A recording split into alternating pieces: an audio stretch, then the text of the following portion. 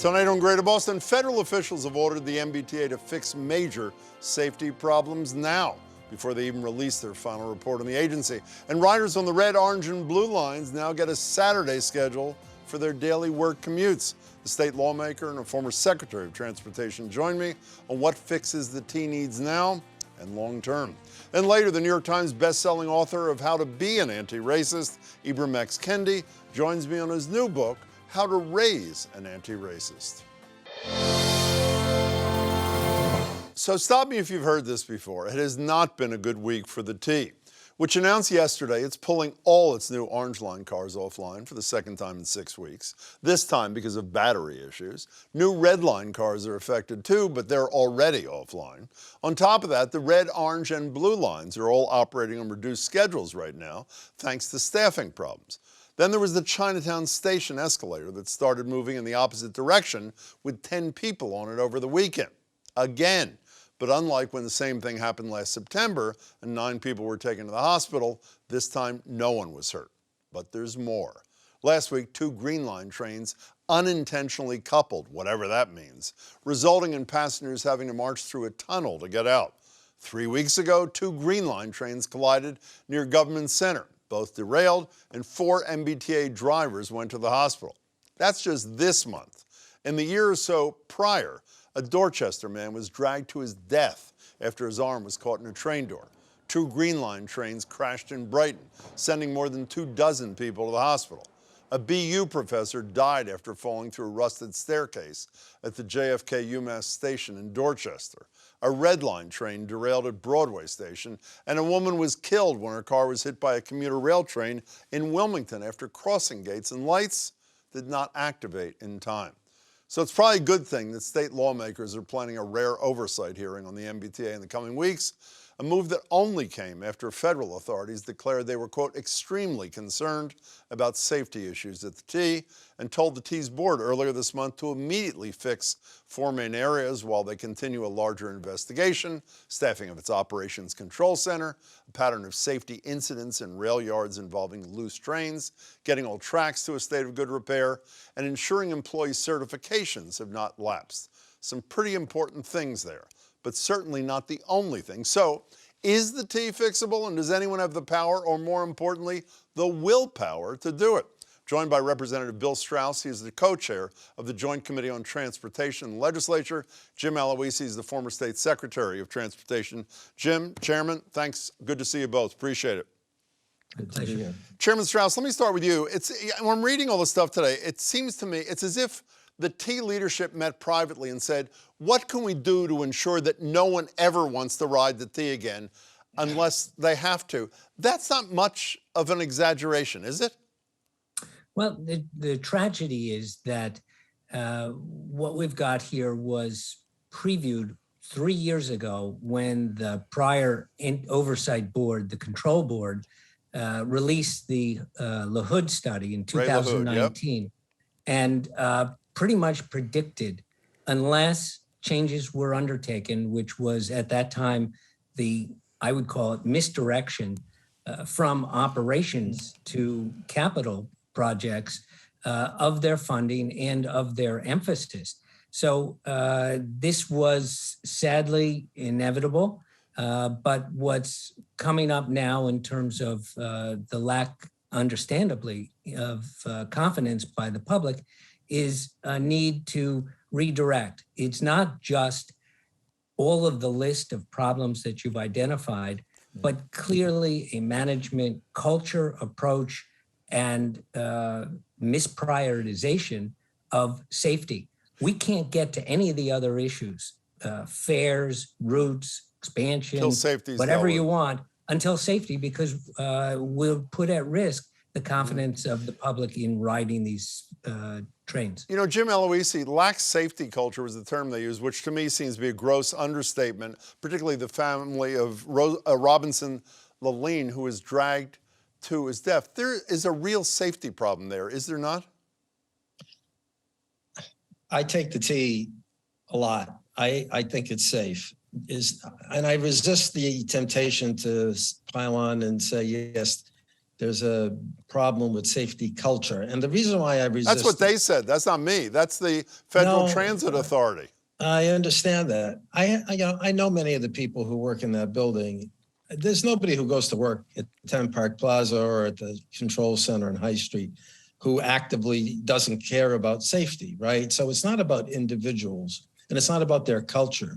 It's about their resources, which they lack sorely, right? They're understaffed because they lack operating budget resources. They don't have the capacity to do what they need to be doing right now in the Operations Control Center to provide the kind of oversight that they need to do to have better service frequencies. They don't have a human relations department that's at the capacity that they need it to be in order to hire people. And what they lack sorely are the resources and the political will at different other levels of state government to give them that resources to get the job done. Jim, can I stay with you? With all due respect, I think it is the culture. Yeah. When the appropriate subcommittee of the T has a public hearing right after the dragging death of Mr. Leline and doesn't ask one single public question about that incident, that to me is a problem. And let's go back to the 4 areas that I identified. This is from a Globe story. The FTA told the T to adequately staff its Operation Control Center. Here's what the spokesman for the T, Joe Pastoro, said. He declined to release the number of open positions. Problems with safety incidents at rail yards. Spokesman for the T refuses to say how many safety incidents there were. The FTA told the T to ensure employer certifications haven't lapsed. The spokesman for the T declined to say how many operators had lapsed certifications. It seems to me transparency has nothing to do with this, even in tough times like this, Jim Aloisi. That's a culture problem, isn't it? Well, look, I'm not going to defend this new board for its apparent inaction and inability to grapple with what it needs to grapple with. You know, I'm talking about employees. I'm not talking about that board. I think the board has some serious issues associated with how it's responded to its work. And, you know, spokespeople do what spokespeople do, which is they tell you as little as they can tell you. But I just want to say, I think that, you know, I have confidence that at the T, the folks who are in the trenches care about safety. What they need are the resources to get the job done. They don't have those resources for 2 reasons. Number one, this board made the mistake of shifting $500 million of operating money to the capital budget just this fiscal year. That was a huge error. Number 2, they don't have enough operating budget money to not just staff up and train properly, but now to pay for all of the requirements that the FTA is going to continue to make on them over the next probably year. They can pay for some staff positions today, but I guarantee you what the FTA is going to do relentlessly is keep requiring them to do things, most of which will require operating budget money that they won't have. Well, let's talk about money. My understanding, Chairman Straus, is yesterday, the chair of the House Ways and Means Committee said, I think he used the term placeholder, meaning we're not sure of the precise amount, $400 million additional funding to address safety concerns. Chairman Straus, is that enough? Well, let's talk about this in terms of a couple of time horizons. In terms of the immediate, right now, financial needs, the T has all the resources financially that they need to do this. And I would just look at the January report by the general manager to the board. I think it was page 14. I checked before we went on, where he identified $500 million of available funding that they could spend on pretty much anything. So there's a will by the administration and the board to direct that into the short-term areas. As to what House Ways and Means has offered to the floor debate, which we're having actually tomorrow on the transportation bond bill, the $400 million is reflects the seriousness with which the legislature approaches this. And let me just say, a lot of times we use the labels capital and operations. The important thing is get both done simultaneously. And even 3 years ago, the LaHood report identified that, as Jim Aloisi says, money was being directed away from operations. that shouldn't have happened. It was out there publicly 3 years ago. And so the kinds of tragic events was inevitable. Yeah, we're short on time, so I'm going to stay with you, Chairman Straus. Karen Spilka, the Senate President, spoke yesterday, basically saying it's all on Charlie Baker, the governor. Do you buy that quickly? Well, one of the things we've done in reform over the last 10 to 15 years is try and get rid of the silos in transportation management. Yeah. We no longer have a turnpike authority.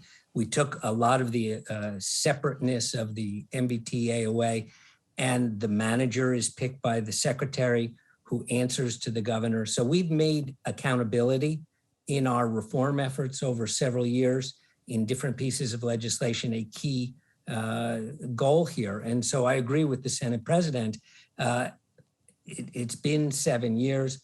We have, as she correctly indicated, every time the governor made a request for the tools for management, we gave those to him. But the thing I don't understand, Chairman Straus, quickly, the thing I don't understand is the term that's being used about the oversight hearings. You're going to have rare oversight hearings from the Transportation Committee. Why did the Federal Transit Authority have to identify these things? Why didn't the legislature, which is appropriating the money, identify these things long before we needed the feds to do the job?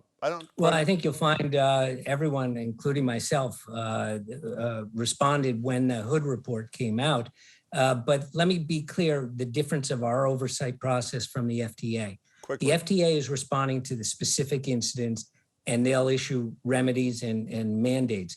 But we now have a wider question because the legislature can't manage individual crises. Are the batteries up to date? Is the track right? You know, these very specific things.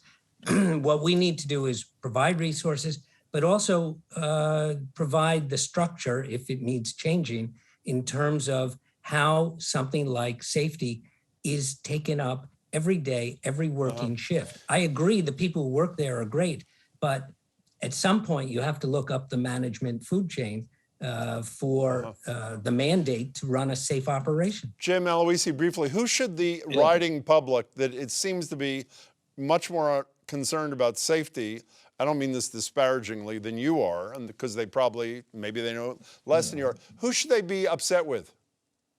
They should be upset with the T and its inability to deal with this. They should be upset, and I mean this without due respect because I like Bill Straus a lot, with the legislature and the governor for not doing. I just want to say really quickly, the MBTA says it has a looming $230 million operating budget shortfall next July. They say that, right? I guarantee you there will be more pressure on the operating budget because of what the FTA will be continuing to do. The legislature, $400 million in a bond bill for capital, if that's what this is, that's not helpful. Okay. What we need is to deal with the operating budget shortfall that will be a crisis next year. Okay. Give the T the resources to hire and train people and to staff up, which it lacks. 15 seconds later, the line was around after Uvalde, this time it'll be different. It appears it's going to be slightly different. Quickly, Jim Aloisi, this time will it be different, or will we be talking about the FTA report, just like Bill Straus is talking about the LaHood report from 3 years ago? Quickly. I'm an optimist, so I'm going to say this time the advocates who care about this are going to hopefully make it different. How about you, Bill Straus? Well, I always remain optimistic that we can do a better job, and we'll do it. Chairman Straus, Jim Aloisi, really appreciate your time. Gentlemen, thanks so much. Appreciate it. Thank you. Thank you. Next up, when it comes to addressing racism in America, it's once again feeling like one step forward, 12 steps back. Because alongside Juneteenth commemorations across the country on its second year as a federal holiday, we have stories like this one out of Maine, where an insurance agency posted a sign to mark the day telling people to enjoy your fried chicken and collard greens. And Fox News using the holiday to urge people to fight anti-racist curriculum in schools. And then yesterday, we were once again reminded of the deep-rooted racism of the people who led this nation just a short time ago. The former president and his henchmen who targeted a mother-daughter pair of election volunteers, lying to the world about how they brought in thousands of fraudulent ballots to swing the election, and describing them like this. She's a vote scammer, a professional vote scammer, and hustler, of Ruby Freeman and Shay Freeman Moss, and one other gentleman, quite obviously surreptitiously passing around USB ports as if they're vials of heroin or cocaine. Lucky it was 2020 and not 1920, one Trump follower message. Oh, and what were they passing around, by the way? A ginger mint. So how do we combat racism coming at us from so many different angles? Dr. Ibram X. Kendi, the author of How to Be an Anti-Racist, is now the author of How to Raise an Anti-Racist. He's also the founding director of the BU Center for Anti-Racist Research. Joins me now. Dr. Kendi, it's good to see you. Thanks for your time. Of course, thank you for having me on. Let me read to you from the end of the introduction to your book, right at the end there. The most critical part of raising an anti-racist child is not what we do with our child, it's what we do with our society. As I mentioned yesterday, we were treated to this vile, sadistic racism directed at two people from the former president of the United States. So it seems society is not doing so well, is it?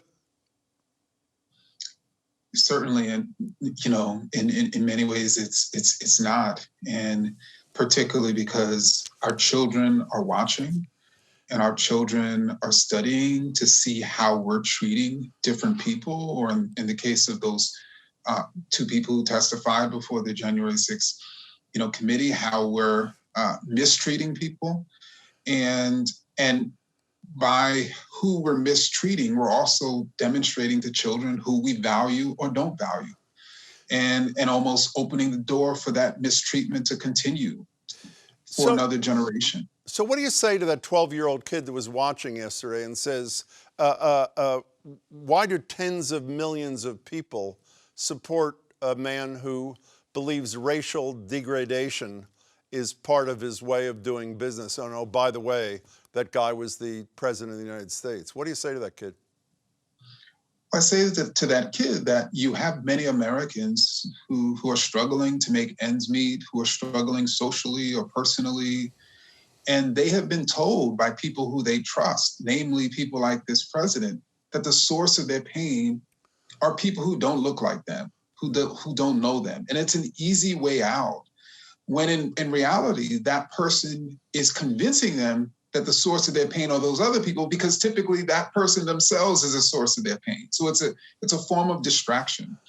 You know, one of the most appealing parts of your books is you go out of your way to point out your own flaws. I'll tell you, I'm not telling anybody my flaws about anything. You mentioned that your original instinct was to shield your daughter, Imani, from racism. What changed your approach to child rearing? I think it was a combination of experience, as a father, as well as conducting research, on this topic. And I thought that the way that I protected my daughter from racism was to almost keep her as far away from it as possible. But the more I studied and sort of experienced fatherhood, the more I realized there was no protecting her from it. There's only teaching her how to protect herself. And in the way we teach our children to look both ways, because we assume that at some point they're going to be crossing the street by themselves, and we don't want them to be hit, in this case, by these degrading messages that they're either better or worse because of the color of their skin. When you were a kid, my understanding, you went to a bunch of different schools, is that right? Yes, I think about 8 schools. Why? Why'd you go to 8 different schools? It was oftentimes because of experiencing racism at the particular school, and my parents deciding to find another place that they hoped that would sort of nurture me as opposed to ridicule me. When you were all of 5 years old, I think you were in kindergarten, you write that you were found to be an unruly child. Were you? Well, according to my mother, who came to actually observe me in the class, what was actually happening was there were multiple developmental levels in the classroom, and the teacher wasn't able to manage all these different students. And she would give some students like me assignments and expect me to just sit at my desk when I finished, and other students too. And then when we decided not to at 5 years old, particularly me, I was seen as a behavioral problem, as opposed to the way the classroom was structured. So decades later, the same sort of thing with black kids in public schools today. black doctors, black teachers, black cops, and that sort of thing. How did that moment as a 5-year-old affect you? Does it stay with you? I think the way it actually affected me most was when my daughter Imani went to school, or big school as she called it. I was actually personally, scared about her entrance into school, and many Black parents who have memories of how they were treated when they were first entering school have these fears, and so I was very hesitant to I was sort of scared about putting her in this environment where she is going to be looked upon as a behavioral problem or not given the benefit of the doubt because of her skin color by too many people.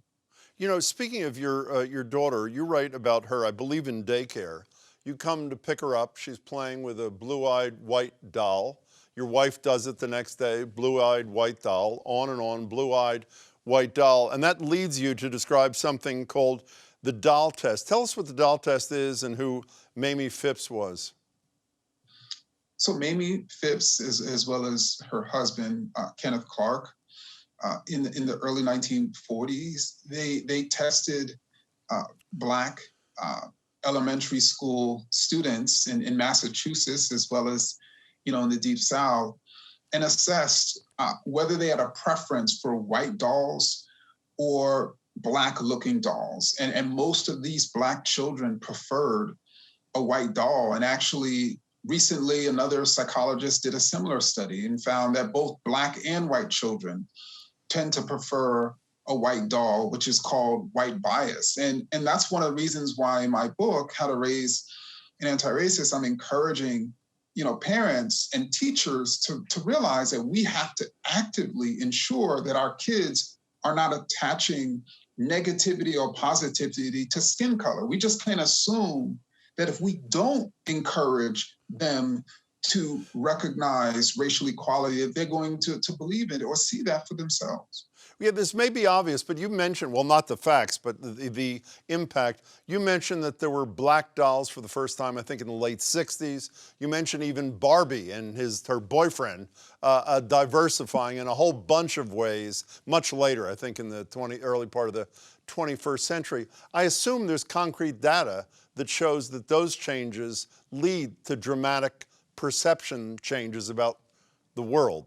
Is there not? Well, and not only diversifying our toolbox can ensure that our kids are seeing the entirety of the human rainbow, but diversifying our libraries, diversifying our communities, even diversifying our friends has shown to have an impact on the racial attitudes of our children. So there's so many nonverbal choices that we make as teachers and parents that actually affect the racial attitudes of children, particularly young children. And oftentimes those nonverbal choices, like whether we're diversifying a toolbox, actually has more impact or is more influential in the racial attitudes of young children than even what we say or even don't say about race.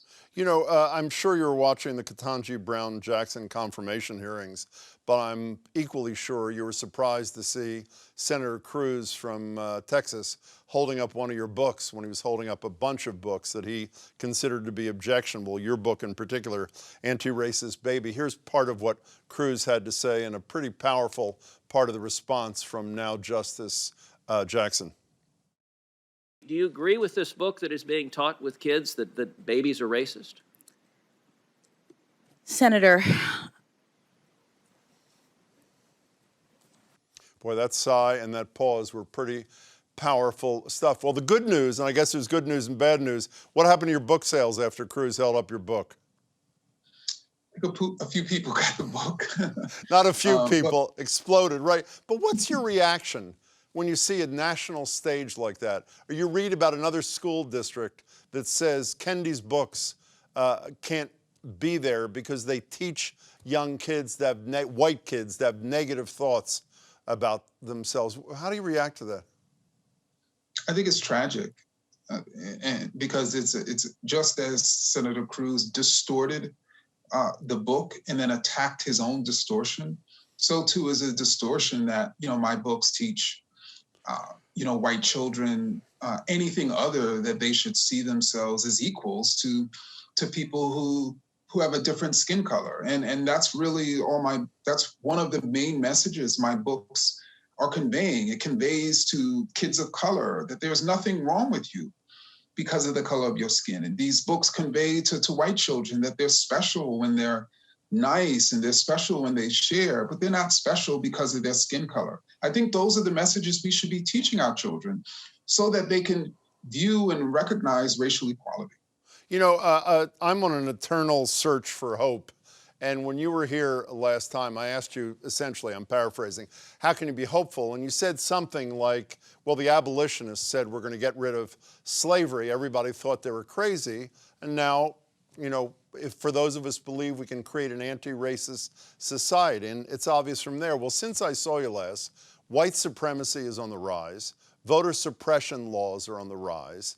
Efforts at police reform have stalled. Are you still embracing this spirit of hope?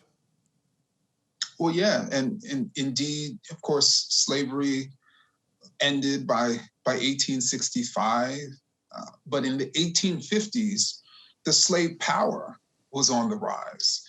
And, you know, militarily, economically, you know, politically, white supremacy was on the rise in the 1850s. By, 1857, the US Supreme Court stated that Black people could not be and were not, citizens because they were inferior. But of course, on the other side of that, or around the corner from that, was a different type of, nation, especially as it related to slavery. And so I still have hope, that we could abolish, racism and reconstruct this society in an equitable and just fashion. Before we started, I said to you off the air that your book is terrific. My kids are 28 and 30, and I wish I had had it about 25 years ago. And I'll reiterate on air, I wish I had had it 25 years ago. I wish I had it when I first started, parenting and educating too. But I'm so glad How to Raise an Anti-Racist is now out in the world. I'm so glad it's out. So good to see you. Be well. Hope to see you again soon. All right. Thank you. The book again is How to Raise an Anti-Racist. That's it for tonight. Please come back tomorrow for a recap of the major takeaways from day 5 of the January 6th hearings. Former Watergate prosecutor Jill Wine-Banks will join me for her analysis. The hearing starts at 3 o'clock, and a reminder, you can listen live on GBH Radio 89.7. You can also stream the hearings live at gbhnews.org or catch them live on the GBH World channel, which is offering a full re-airing at 3 a.m. in the morning after each hearing as well. For now, thanks for watching, and please don't forget Ukraine.